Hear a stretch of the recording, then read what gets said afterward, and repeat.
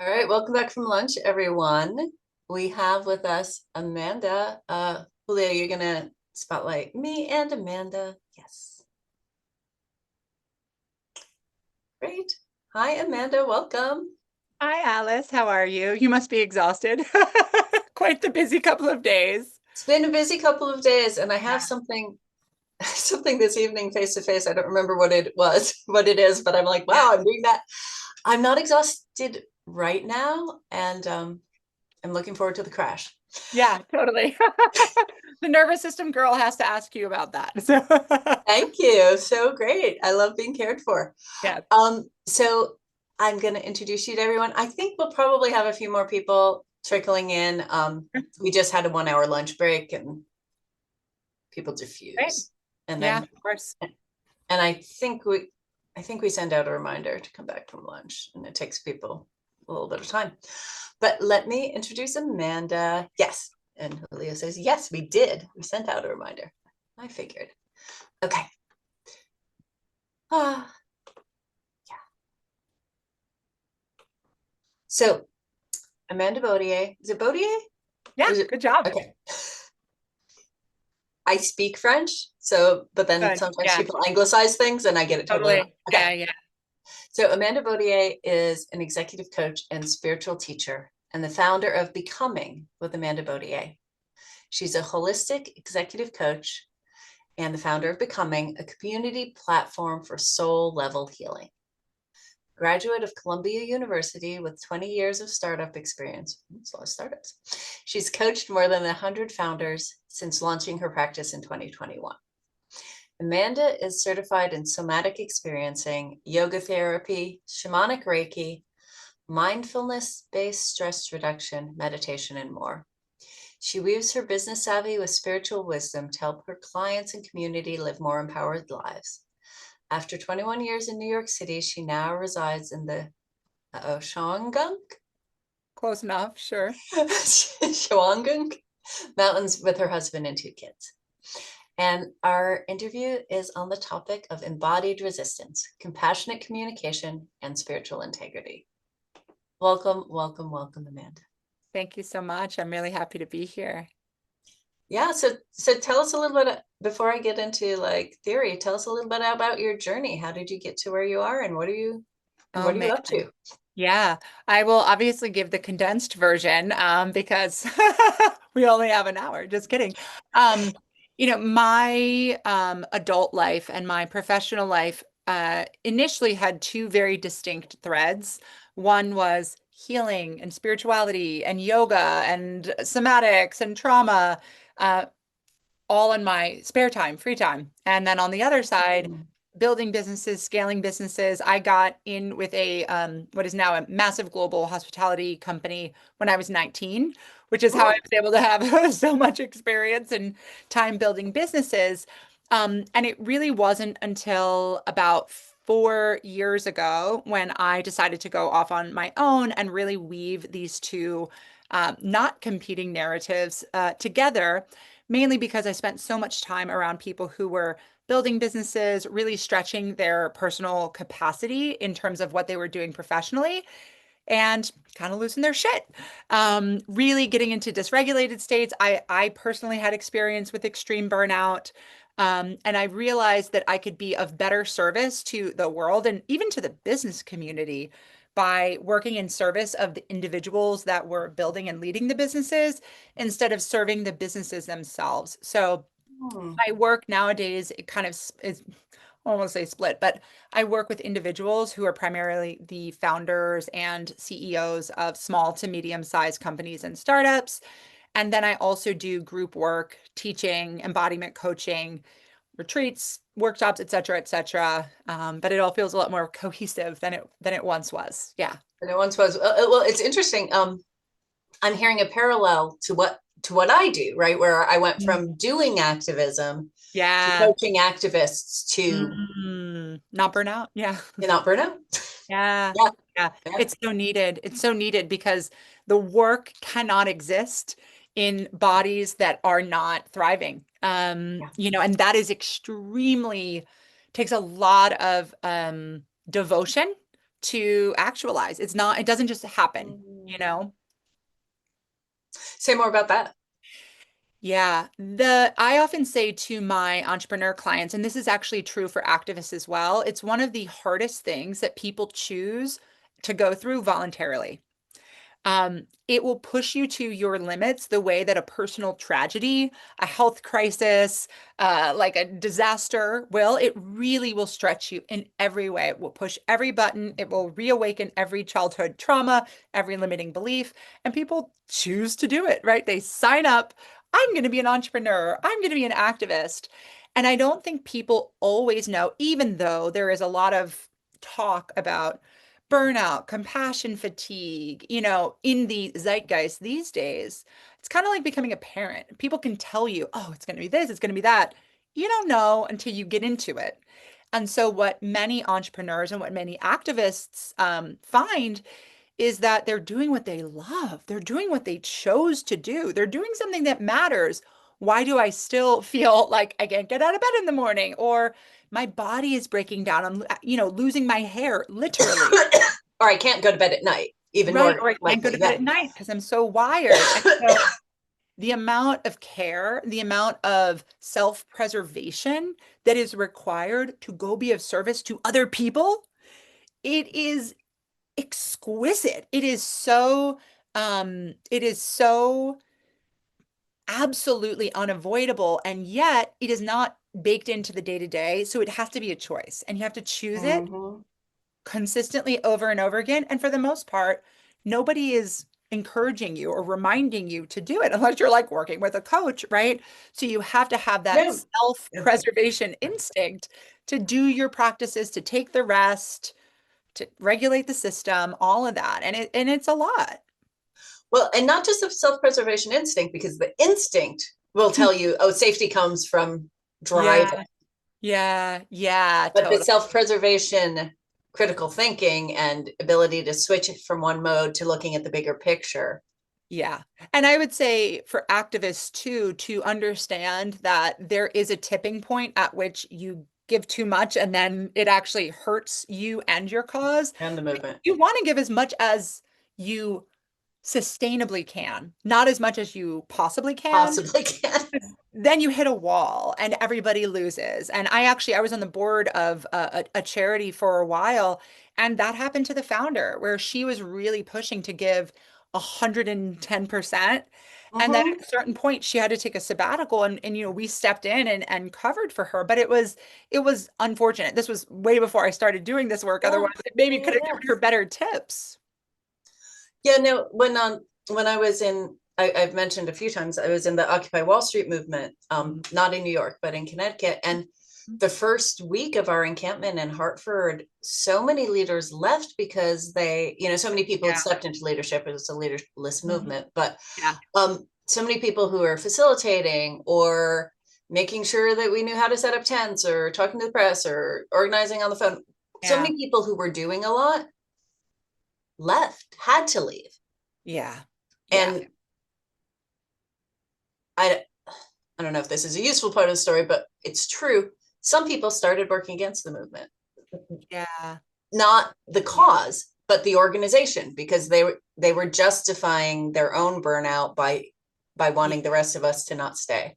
Well, this ties actually so well into the conversation that we are having because so much of the movements that we are seeing politically have to do with the balance of can humans with differences of capacity, differences of opinion, but aligned moral values, can we stay united such that we can be a force for good, even when when there's those small differences or these like throwing the baby out with the bathwater, it sounds like was happening with Occupy Wall Street.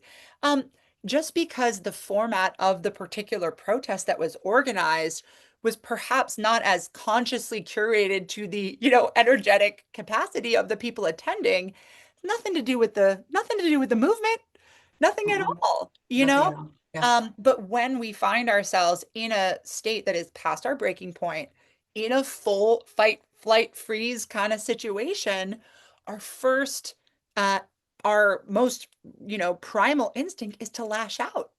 And it's a lot easier to just, and we see this everywhere. This is the problem of the digital Of current our time. era. It was a problem before too, There but was a yes. problem before, and it's only been heightened. So it's just so Exciting. much easier to do. Yeah, because we don't have the connection to to Correct. to to, uh, to De-escalate, temper that. Yeah, humanize. I want to draw out a little math language thing you Yeah. said. Your founder was committed to giving 110%. You cannot give 110% of something well, Going into a deficit. without without going into literal deficit, right? Yeah. Without hitting negative numbers. Yeah. Yeah. Leaves you at -10. Not a good place to be. -10 over Yeah. time until you get to Yeah. negative. Yeah. Yeah. Yeah. Yeah. Yeah. And it is, and that is what, like, so much urgency stuff Hmm. feels like, giving more than you can. I don't know if you heard my story of starting conversations against fascism 5 years ago, when I had given a lot to getting Biden elected. And there was this period of time after the presidential elections where the vote count was not certified yet. Yeah. And I was like, I gave more than I have to elect a man who I know is actually evil. I did not know how evil, but to elect a man who I actually know is bad. I guess I didn't know he was evil, but who I actually know is going to do a lot of things I don't want. Right. And now I still don't know what's happened.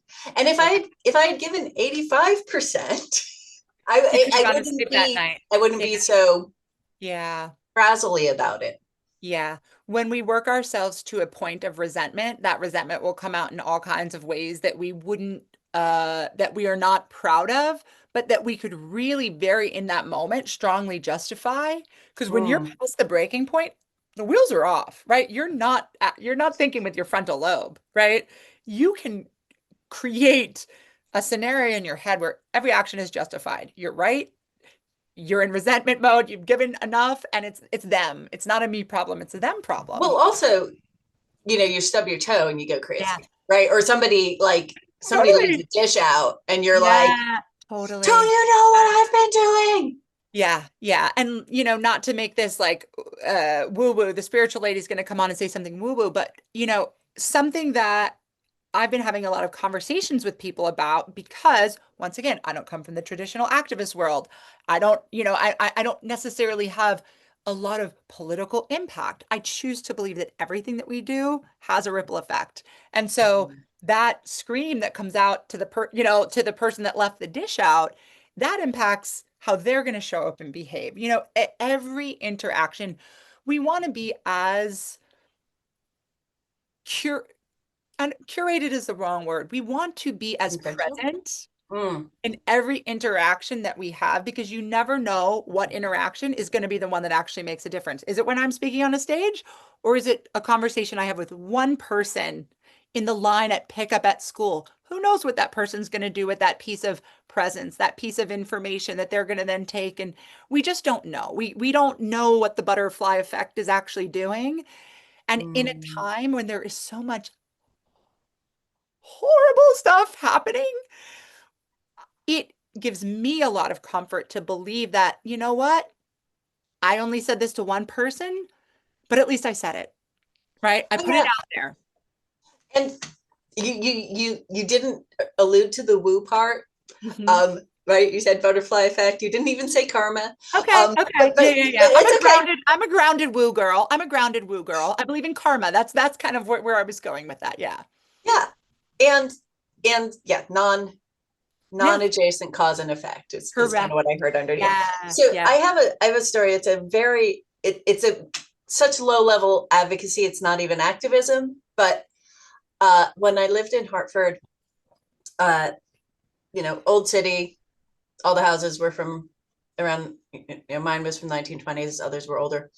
Um, Narrow streets, right, and small driveways. Hmm. Some multifamily houses, some single family houses. not urban, but Yeah. like on the cusp. Um, Basically, my road was narrowly 3 lanes wide, but people parked on both sides. Mm-hmm. And so that made it Yeah. one One, lane wide, yeah. right? Yeah, totally. A lane and a half wide. And we were not a busy thoroughfare, but we were a thoroughfare. Right? Mm-hmm. And the city was repainting the stripe in the middle of the road. And I went out and I said, can you paint the stripe not in the middle of the road, but in the middle of where people are allowed to park? Because one side of the street, it was illegal to park, but there were always Yeah. enough cars there that we lost a lane, right? And they would say, oh, well, that's not up to us. And I'm like, well, who is it up to? I don't know. So I talked to a different person. They would say, oh, it's not up to me. Okay. And then I talked to my neighbor across the street who like had connections at City Hall. I was like, hey, what do you think about this? He's like, I don't know who to talk to. Right. I just talked about it Mm-hmm. to everybody I could see. No one Yeah. said they could do it. Yeah. They did it. Yeah. Yeah. I have a Right. similar, Like yeah. I don't know what the cause, right? Yeah. I can't Totally. track that cause. Yeah. Yeah. Yeah. And Yeah. yet Yeah. doing something caused something. Yeah, I had a similar story like that at my son's daycare where they were giving like 2 and 3-year-olds like cookies as a snack. And like, Common, but yeah. but it was like this national organization that ran it. And I don't know what happened. I wrote some strongly worded letters. I encouraged some people all to say all of a sudden they're getting applesauce. They're getting, orange slices. And I was like, well, I've made a difference. And it maybe, how small, it doesn't matter. Yeah. Yeah.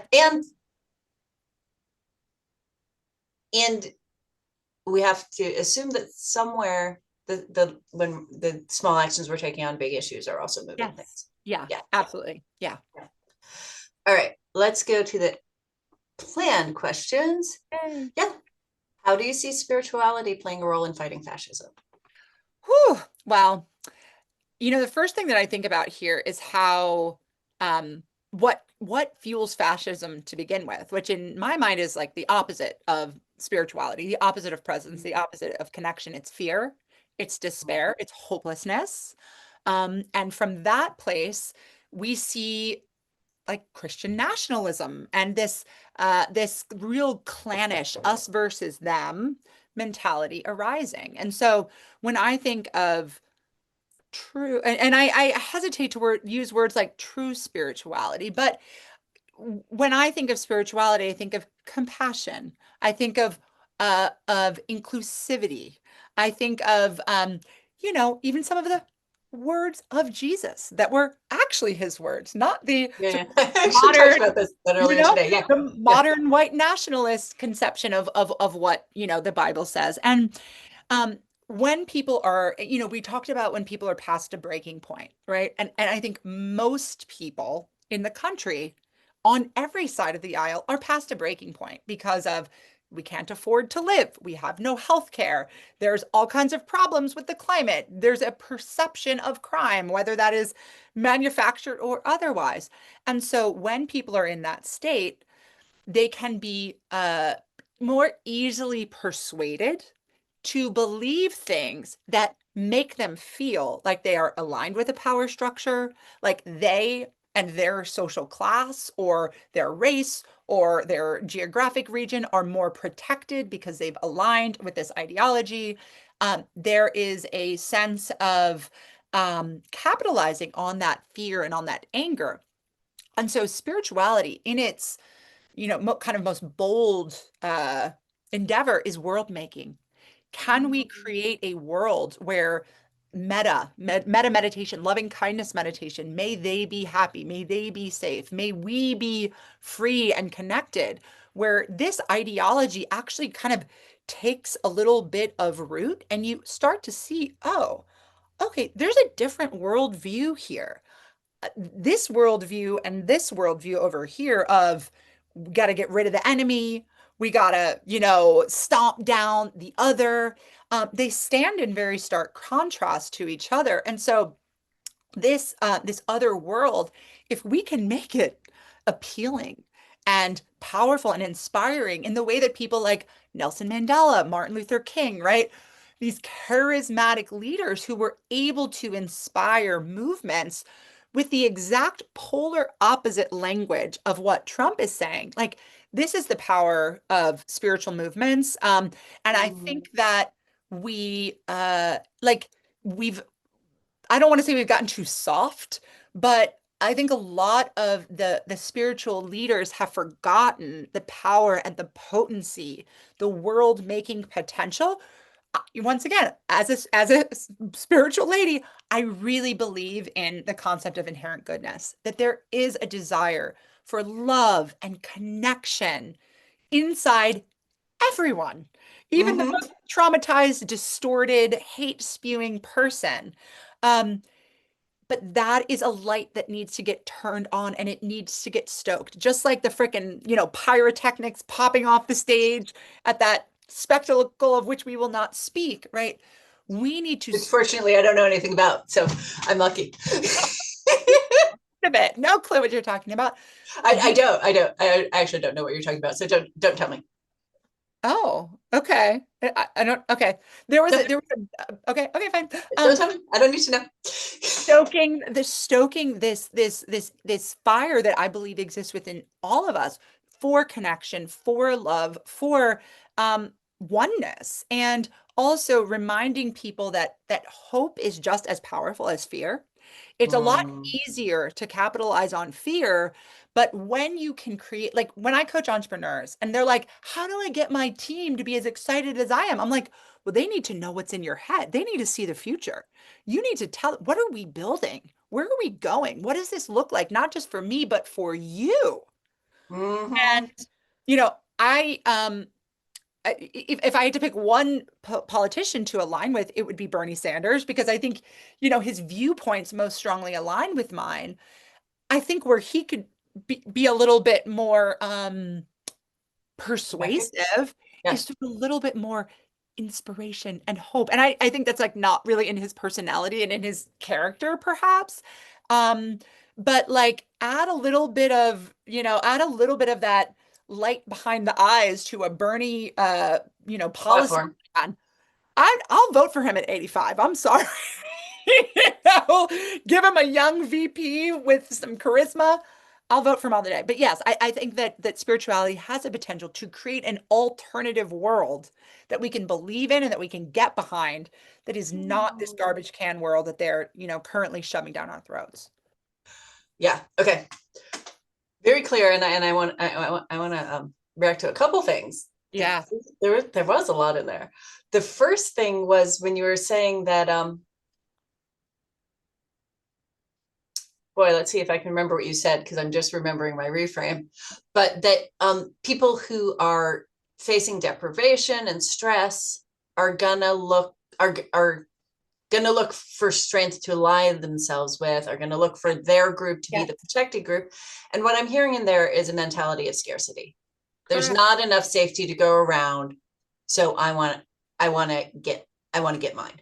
And I would also say a reality of scarcity. Like there is right now, and from a kind of more dark view, there is a possibility of manufactured scarcity and dependentness so that people are more likely.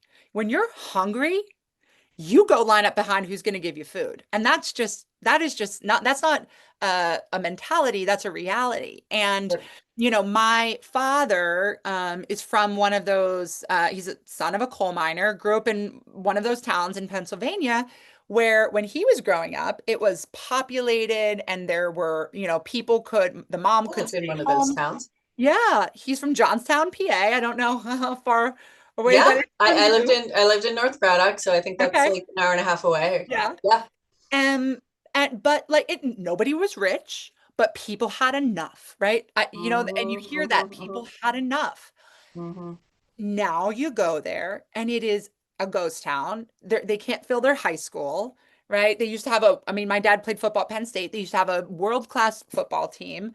Now there's drugs, there's crime, because there's no jobs and there's no money. And so it is the impulse. I completely understand and I validate. And people seek, I mean, in general, most people are seeking a savior. somebody tell me what to do, somebody give me employment, somebody give me a purpose, somebody give me an ideology. And right now, like the loudest, oh, I got you, right? People that are willing to say anything. And to be honest, a lot of those campaign promises, it is understandable why people were like, yeah, that sounds good. That sounds better than what the other guy is saying. I'm hungry. I don't have a job. My kid's on meth. I'm doing this. So, it's not, it's a reality of scarcity. Yeah. Well, there's a reality of economic scarcity, which is Mm. leading people to thinking there's a scarcity of safety. I mean, there is a scarcity of safety to come, Yeah, but but what's collectively rational and what's individually rational are in opposition. correct. Oh yeah. Yeah. Yeah. Yeah. Yeah. There was another thing you said. Hmm, hmm, hmm. Oh, a picture of like offering people a picture of a world of Mhm. love and connection. What was I going to say about that, boy? I forgot. I'm just going to ask you one of your Yeah. other good questions here, unless you just want to react to that. Well, I would say I think that there is even and I don't want to say more realistic, but even a plausible future that involves you getting yours without them not getting theirs, right? Because there is, and this is true in every facet of society. Here's the pie. If, women get a slice, and if immigrants get a slice, and if, whatever, like, oh, then I don't get my slice, right? Whereas our government is literally printing money and throwing it in the craziest of places, the most unnecessary and, vile of places in many situations. And so to really, not that people really pay attention to like um the realities or the specifics of an economic policy. I don't expect people to watch more than 3 seconds, but like a very like I think that the left could really benefit from some like definitely not taking anything from the right's playbook, but showing people the information that they want to see that makes them feel taken care of, that makes them feel seen. We're gonna take Well, from and that's actually what Bernie Sanders is good at. yes, yeah, yeah, that's true. Yeah, that's true. Yeah, Like these yeah, very common sense yeah. facts Yes, that yes, yes, yeah, that yeah, if billionaires are taking all the money, that might be yeah. the source of the problem and not the person Yes, on food stamps. totally. Yeah. Yeah, yeah, It's yeah. not that's not difficult math. Yeah, it's And not. when he says it, all kinds of people hear him. Yeah, it's so true. Oh, Bernie. Yeah. Um, okay, let's see what we got. Oh yeah, this I like this one. Actually, I think these are going to both go together. Okay. So, because we can't talk forever. Oh my God, Yeah. it's 2:30 already. Oh my God, this is all we have time for. Blah. Okay, some people. So this is about spiritual bypassing. What does that mean, and why is it important to avoid it? And what about rage? Is there space for anger in a Ooh, spiritual yes. approach to fascism? Well, this is why I'm here to begin with, because there are there is so much spiritual bypassing happening, particularly I would say at the highest levels of spiritual leadership, folks with huge followings, huge platforms, authors, podcast hosts. People will continue to talk about here are some tools to deal with all the heaviness. Well, what's causing the heaviness? Why are people stressed? What is it that's going on? Why can't we name it? Why can't we talk about it? Why can't we actually advocate for the problems instead of only resourcing the people who not only have the time and the money and the energy, but the privilege to find a space of resource, right? Mm, And my real it is a gripe with the spiritual community is that many of the folks with the most access and the most privilege and the least amount of risk are not putting themselves in a position of true spiritual leadership when Mm. they very easily could, where it would not harm their platform. And I'm not even saying having to be extremely divisive or extremely like a little bit of clarity on what come out for the immigrants, come out for the people of Palestine, like come out and actually be. When I think of spiritual advocacy and spiritual leadership, I really think about, um, you know, the poor, the hungry, the meek, the sick, right? This is what spirituality is about. It's not, I'm a woman with a high household income who can afford to go. And like, I work with plenty of, like, the majority of my one on one clients, to be clear, outside of my pro bono clients, are people with a high household income.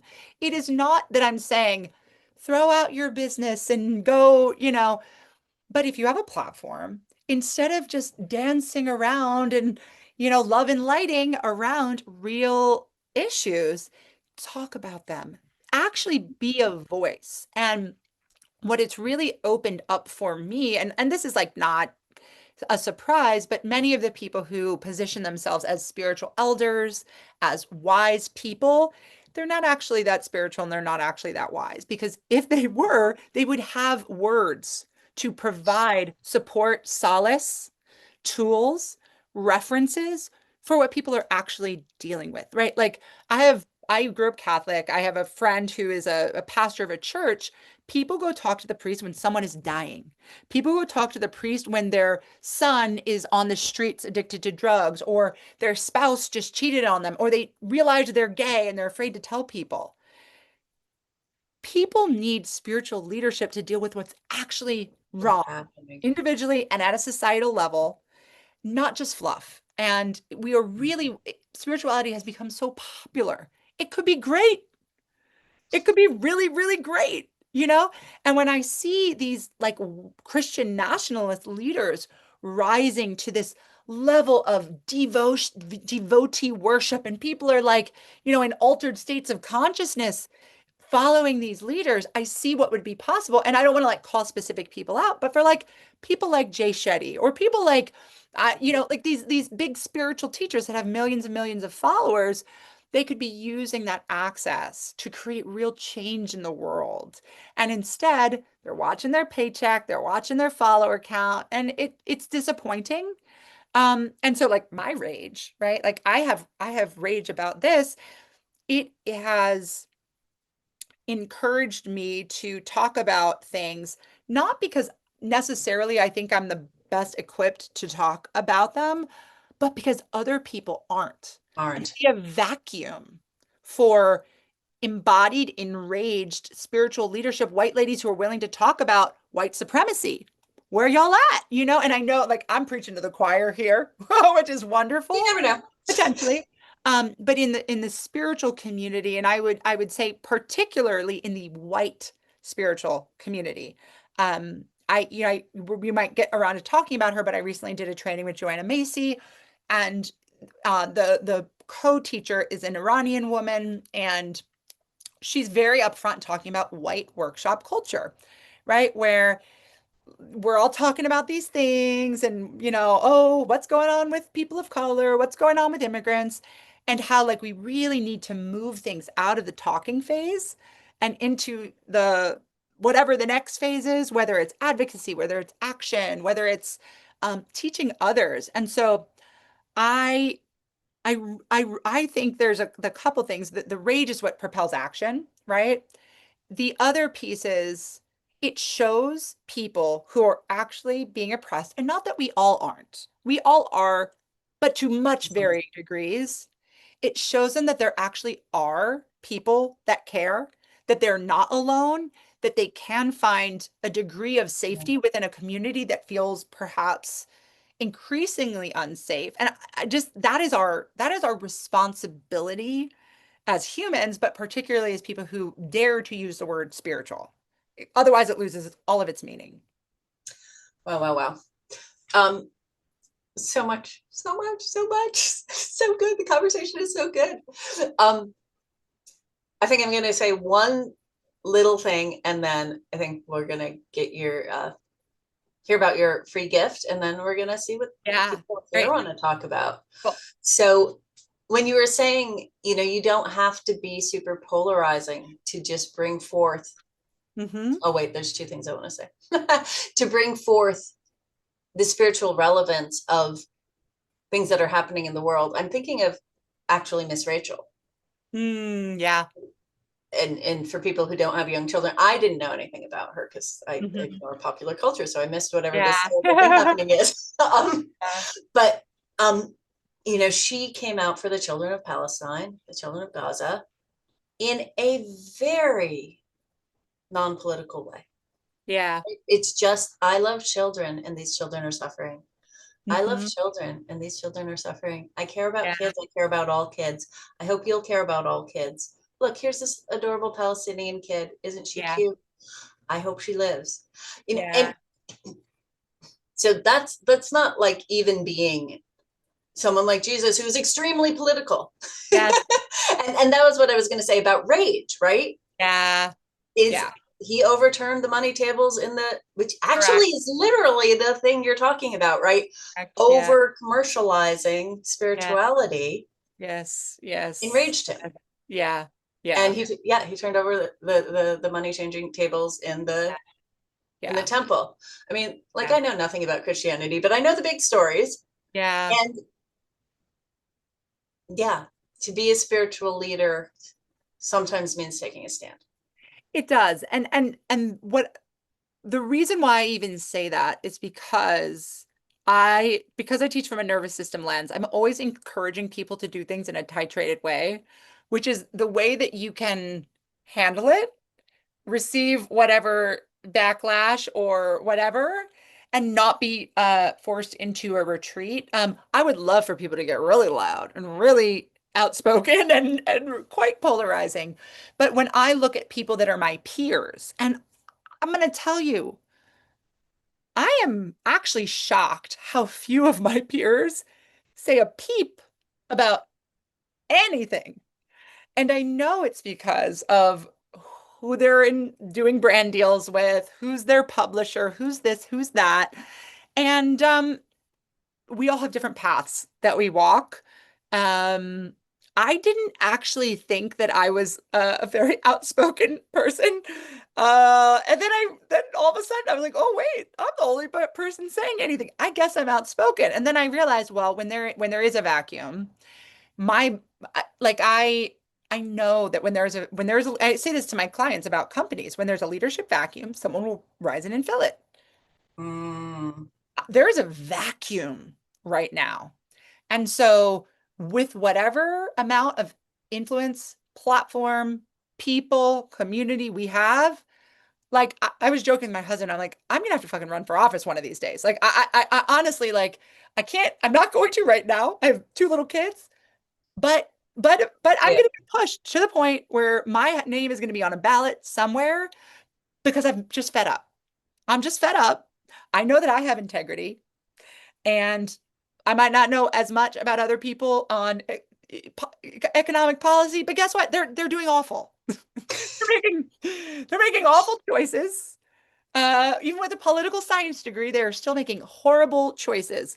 I know Well, that that I was the whole, like, Hillary Clinton has more experience on foreign policy than Bernie yeah, Sanders. I'm like, but have you seen what she yeah, did yeah, in right. her foreign policy to get that Yeah. foreign policy experience? And any great leader knows you don't have to be the smartest person in the room. You have to hire smart people around you to give you the data and the insights and the information that you need. And then you move from the ideological or the strategic, depending on what we're talking about, place. And so and I actually mean it. Like I think that is going to be in my future only because I can't Oh, I take believe it. the madness of Yeah. it's yeah. Anyway. And And you that live in New York, or where do you live, Amanda? I live in New York, so I'm in the Shawangunk Mountains, which is about 2 hours north of the city. I was in the city for a long time, and then about 3 years ago, moved up here full time. So I go into the city occasionally, but it's good for me to be here. I learn a lot from nature. I learn a lot from the land, and it has allowed me to bring a more grounded and regulated energy into interactions with the people that I coach, who are mostly in big cities, and yeah, they come to me for a little fill of groundedness. All right, Amanda, I have to see your necklace. Oh yeah. Isn't this beautiful? Oh, it's a crystal. Okay. Yeah, it's a For a crystal. second, it looked like a chandelier prism, and I'm like, "Are you wearing a Oh, chandelier?" Oh, although that would be too uncomfortable. Okay, no, I no. have chandeliers in my family. My Yeah, grandmother no, was a it's an chandelier collector. aquamarine. It's an aquamarine for even more grounding, centering, clarity. I'm not somebody, as I'm like holding a crystal and wearing a crystal, I'm not one of those like really deep in the crystal realm, but they're natural beings and they have energy. And I feel that. And yeah, I, it's I yeah, yeah, I've had experience with yeah. with lead actually, but Mm. lead is a an Yeah, anti-energy thing, yeah, yeah, which yeah. is good when anyway. I won't go into the story. Um, it's good when the spiritual energies coming at you are not the Yeah. ones you want. You can pick up Yeah. some more. Okay. Um, tell us about your free gift, Amanda.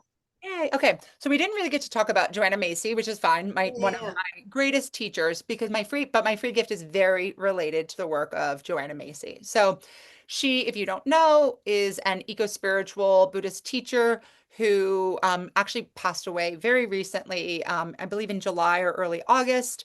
Um, she is the author of a ton of books, including one called Act of Hope, that is like the book that everyone needs to read right now. She has been doing climate justice work, social justice work for, she passed away in her 90s, so a long, long time, and was grappling with a lot of the concerns that are very present right now around collapse like back in the 60s and 70s when there was kind of Mm. first the movement around climate change and people were starting to become aware. What I love about Joanna is that Oh, she, Amanda, your gift's not working. You're the only one. You're the only person I've clipped. I've tried, but it's oh, oh, you know what? Okay, I'm gonna have to send you I changed my URL in the last time since we spoke, and now it's called Becoming Collective. I took my name out of it because I changed it to Becoming Collective instead of Becoming with Amanda Baudier because it felt more aligned with the ethos. So, um, do you want me to send it to you right now or just send it to you afterwards? send it. I can Yes. probably Can do you it. actually send it to Julio right now? Yeah, I think I can do it really quickly. So about Joanna. So the thing that I love about her is that she is, okay, good. That was actually really easy. Gotta love Flowdesk. What I love about Joanna is that she is like keeps it 100. She does not spiritually bypass anything. She talks very specifically about the real problems and the real possibility that like we don't as a planet have that much more time, but Mm. she's full of hope and full of love. She loves the world. And so she was the most transformative teacher that I've ever worked with is her. She changed the way I not only work and teach, but the way I see the world. And so I created this workshop called Finding the Ground Beneath Your Feet. Um, and it is about somatic work, grounding work, spiritual work that is passed through the lens of Joanna's worldview, which is, yeah, things are not good. Things are, in some places, progressing in a way that is quite alarming and should bring unease, dis-ease, stress, anxiety, rage to your system. And so this is not how do I get rid of that? How do I bypass that? How do I ignore that? But rather, how do I find the ground beneath my feet? Because when the ground is beneath your feet, you can walk. Maybe you even have to crawl. But with the ground beneath your feet, you are able to take action. You're able to be of service. And it is so important to me to say over and over again is like, and Joanne, this is very much in line with how Joanna teaches, do something. Like, don't get hung up on, and I think in the world of like social media and like everybody has numbers. Oh, I have this many, you have that many. I was on a call with a client earlier today who's a CEO, and she's like, well, I only have a small following. I said, girl, that like throw that out. Like who cares if 500 people or 50 people take action based on something that you shared or their brain cracks open a new pathway because of something that you said. That is That's amazing. huge. Yeah. It's amazing. Quality over quantity and consistency over, scale is like, Splash. Yeah. yeah. hmm So Mm, that's what it is. It's a webinar that also comes with a PDF. And I just blah, blah, blah, blah, blah, blah. There's a lot of information. So yeah, so that's what cool. I shifted. That's really Yeah. cool. Yeah, and my big curriculum these days is called Grounded Resistance, so it totally Oh, fits in. yeah. Yeah. Yeah. Love that. Wow. We have time for one question. Who has a question? So much has happened here. Well, while you guys are thinking about your question, speaking of grounded resistance, everybody knows that, no, not everybody. I think there's some different people here today. Um, you can upgrade to VIP. Julio, you can go ahead and share that link too. You can upgrade to VIP for the Impactful You show for $47. And some of the things that it gets you are unlimited access to these interviews as opposed to a 48-hour replay, a 45-minute conversation with me one-on-one, and a free ticket to the Ground Your Resistance Intensive in 2 weeks, which is a 3-day workshop combining all of my tools for dialogue across difference, for emotional self-grounding, for finding your own best leverage point in the movement, and for preventing burnout. All right, let's see. Do we have a question in the chat? Not yet. Oh, and fast action bonus, graceful conversations about politics, cheat sheet. I think Lynn is typing. I see it in her shoulders. Lynn is one of my clients. Oh, cool. Fabulous I'd person. rather just say it Yeah, talk. Yay! I'd rather you just say it Chatter. too. I'm a chatter. Yeah. because it's still vague in my mind. But I'll just say Julio, are you, sorry, Lynn. Julio, are you working on spotlighting Lynn? Okay, there you are. okay. Um, so a friend of mine invited me to watch the Charlie Kirk Memorial. And, we sat, and she's kind of more in the middle of the road, but we sat and complained about a lot of stuff that was being said and done. But when Erica forgave the guy who shot Kirk, um, Is that that his wife? yeah, that Okay. that really touched me. And she's like going to be the CEO now. But anyway, when she did that, it really touched me. And so I'm wondering, is this like this vague thing? Like, can we work together with people who are fundamentalists, but still find that there is can we work right now with them finding that something important together? Like I could see it looked to me like she really lives her faith. She really wants people to have the better good, and she just has a certain idea of how that will happen. But um, if someone's talking about well, anyway, I don't know.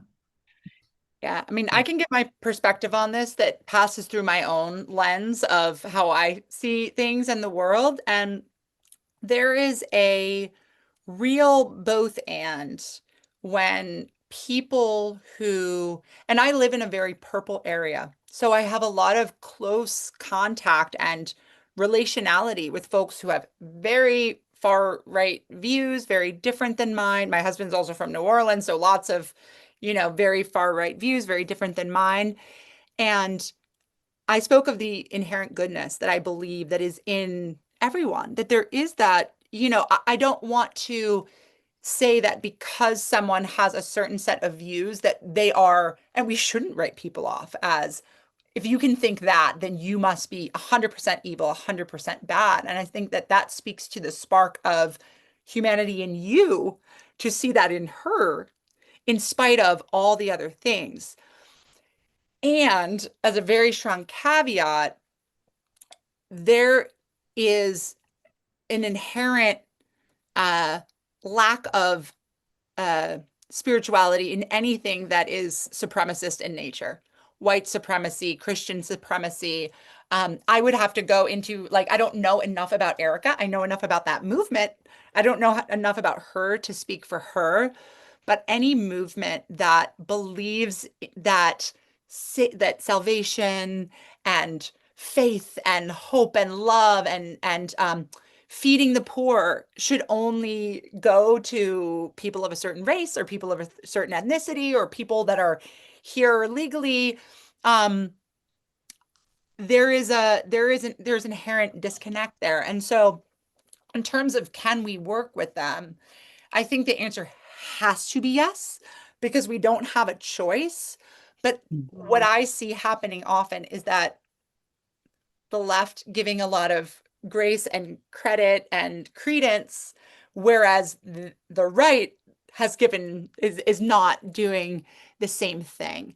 And so there's a real importance of not turning people into cartoons and villains, but also being extremely firm on where there are where there are fundamental, not even flaws, but fundamental falsehoods in their in their representation of themselves as carriers of the word of Christ, of religion. There was a pastor at a Black church in Harlem. I'm not going to remember his name, but he gave a beautiful response to her speech. No, Matthias came on off mute, but he's muted now. Okay, but was it about No. He just joined the call, and my settings are so that, Okay. that people are off mute when they Got join it, the got it, call. got it. Anyway, it was a very beautiful and articulate and respectful. I think there is a difference between respect and ceding ground too. Um, we as a people, as a human race, will not survive so long as white supremacy is bowed down to and continuously allowed to exist in the same place as Jesus. It won't. There's not, and I'm a white person, right? The way that populations are shifting and changing, it's only going to get more volatile. And so that's where I think like we as white people who can say like how beautiful she lives her faith, she has a an understanding of the concept of forgiveness. How can we take this and very clearly show that this is misaligned from a lens of why can't we forgive these people? Why can't we accept these people? Why can't we love these people? Right. And almost like use their own medicine to heal the wounds. Last thing I'll say about this, there was an episode of On Being, the podcast from years ago, where a guy who had grown up in a white supremacist family, his dad was like the grand dragon of something, right? Went to college in Florida, and a young man who was the Shabbat leader, a leader of an Orthodox group on campus, invited him to Shabbat every week for years and years and years. And by the time they graduated, not only were they friends, this person was coaching people out of white supremacy. Hey, everything I learned about Jewish people was wrong. Everything I learned about this was wrong. I was brainwashed, and it was a beautiful episode, and it was a beautiful story arc to watch. And like those are the kind of converse we have to confront people. uh, we cannot uh oh, you're a good person. No, if you're a white supremacist, you have things you need to work out spiritually, emotionally. You have work you got to do. And we all have inherent biases, but like this is where I'm like, I want everyone that interacts with me, that like comes across me, understands there's no place for supremacy of any kind. So that's a very long answer that I would say Yeah, to. but you said one sentence that captures so much of it. There's a difference between respect and ceding ground to. Yes. Mm-hmm. Yeah. And Lynn, we've talked about this in the Impactful Leadership Incubator, right? That respecting somebody's view is not the same as agreeing with it, or respecting that they have the right to have the view is not the same as thinking that the view, you can connect with someone and understand their view and respect them and honor them having the view without saying, oh yeah, all views are equally valid. Yeah. And if I were having a conversation with like that with somebody in person or one-on-one, I would say that is such a beautiful understanding of forgiveness, I'm wondering, could we widen that circle to include all types of people, to include different, different people that are currently outside your circle of us, right? It's always widening the circle of us, because wouldn't it be beautiful if that forgiveness and that inherent uh, devotion to was expanded, All right, I have so much to say, and Oana is already here, and her interview starts in 5 minutes. I want Yeah. to give people a little bit of a break, and also remind everybody, Amanda's gift is in the chat.